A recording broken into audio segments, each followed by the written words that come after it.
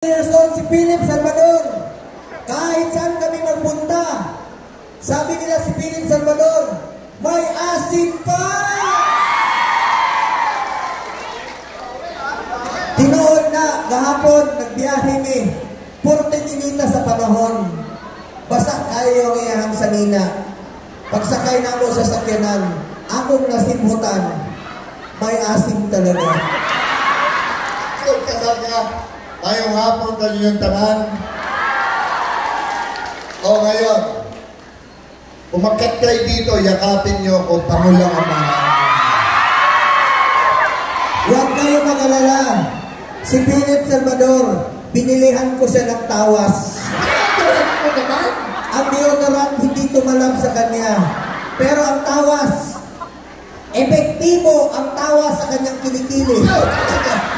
Pero, epektibo siya sa lahat ng panahon. Salamat kayo. Kaya, tawagin niyo siyang Kuya Ipe. Thank you. Kanina nga, si Congressman Richard, sabi niya, pwede bang tawagin na lang kitang Kuya Ipe, di ba?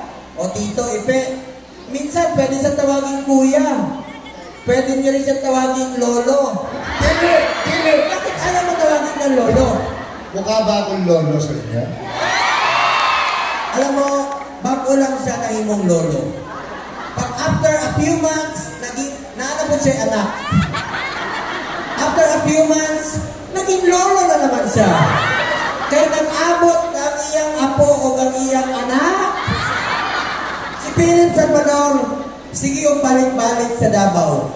Sa sige ng balik-balik ng Davao, nagbiling siyang upat ka anak sa Davao. Oh, kayo naman.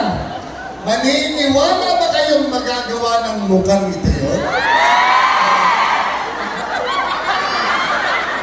Kung mutuon mo, palihog lang. Hangyo lang ko sa inyo mga babae. Tanang gwapa dali. Damo. Palihog lang, paglikay mo kay Philip. Ay, bakit pinalalayo mo mga tao sa akin? Dili na ko gusto, madugangan ng iyang 31 ka anak.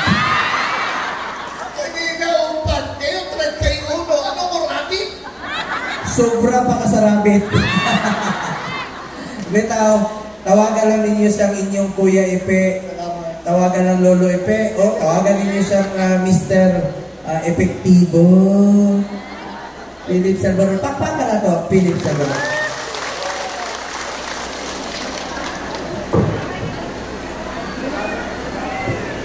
Sandali. Hello. Ayun. Baka ho nagtataka kayo. Mr. Epektibo, ang bansang ho sa akin ni Senator Bongo. Siya po talaga ang nagbigay sa akin nitong Mr. Epektibo. Sabi ko sa...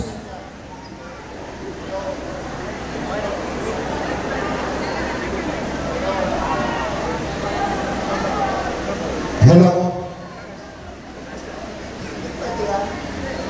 Hello? Sabi ko sa kanya, partner, bakit mo ako tinatawag na Mr. Epektibo? Sabi niya sa akin, ikaw naman, sino ba ang kasama ko na umiikot ng buong Pilipinas mula noon hanggang ngayon habang nagseservisyo ako? Sabi ko sa kanya, ako. Kaya kita tinatawag na Mr. Epektibo dahil sigurado ako magiging epektibo kang maglingkod at magserbisyo rin sa mga Pilipino. Yun ho pala ang ibig sabihin ng aking best friend. Nakakataba po ng puso. Alam niyo po naman siguro na marami akong nagawang pelikula. Tama? Alam niyo rin po siguro marami akong action films na ginawa. Tama? So, alam niyo rin po siguro sa lahat ng mga action films na ginawa ko, nagtatanggol ako, pinagtatanggol ko ang mga mahihirap. Tama? Pero alam niyo po, nung makilala ko ang senador, nasaan ang senador? Ayun! Nung makilala ko ang tao nito, namulat po ako sa realidad Realidad dahil nakita ko po sa kanya, nagseservisyo siya sa mga Pilipino. Hinahanap niya ang mahihirap, pinakamahihirap na mahirap. Dahil ayaw niyo na pong mahirapan pang umabot sa gobyerno ang mahihirap. Kaya siya mismo ang lumalapit sa mahihirap. Realidad po, sa akin po, bayani ako sa aking mga pelikula. Pero si Senator Bongo, bayani sa totoong buhay. Kahit saan sulok po kayo ng Pilipinas, maniwala po kayo sa akin, bagyuhin kayo, bahain kayo, lindulin kayo, masunugan kayo. Hindi nyo na po kailangan pang humiyaw ng saklolo sa Senado. Si Senator Bongo po mismo ang tatawag sa inyong governor, sa inyong congressman, sa inyong mayor, upang alamin ano po ba ang pwede kong maipaglingkod sa inyong lugar. Alam ko ho, nahirapan kayo sa nangyari ngayong lugar. Yan ho ang senador.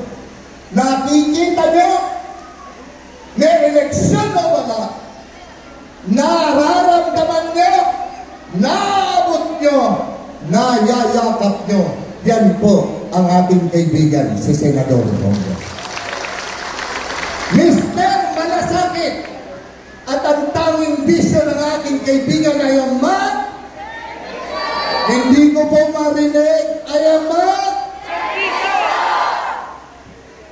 Kanina po may tinanong si Kong Richard.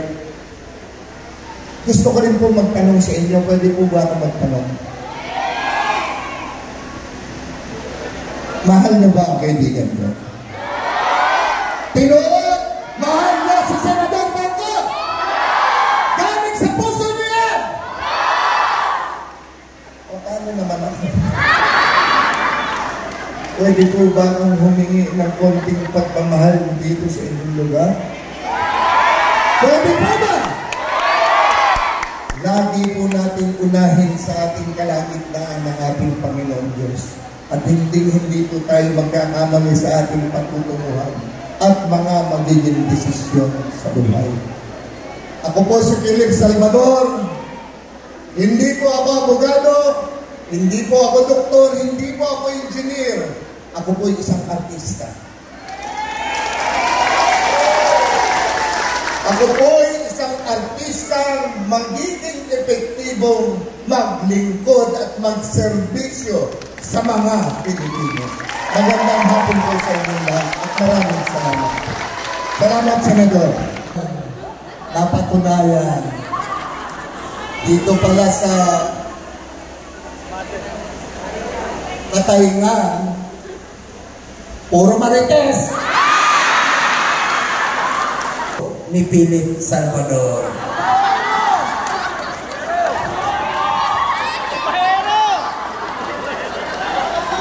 Ikaw talaga, mahal na mahal mo ako. Magtanong ka na nakaharap ako. Diyan! Yan, ang unahin. Sige, sakin mo ha, sakin mo.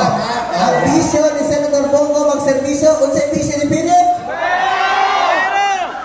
Sinungaling! Di mo ka magtanong sa mga barkada ko. Yan! Hanggang mo sa tuloy yan, ha? Ang bisyo ko magserbisyo, kung sa bisyo ni Philip? Ay, sinungaling din to. Dito ka sa mga kumari ko. Ayan! Hanggang doon sa dulo! Hanggang doon sa mepan! Ang bisyo ko magserbisyo, anong bisyo ni Philip?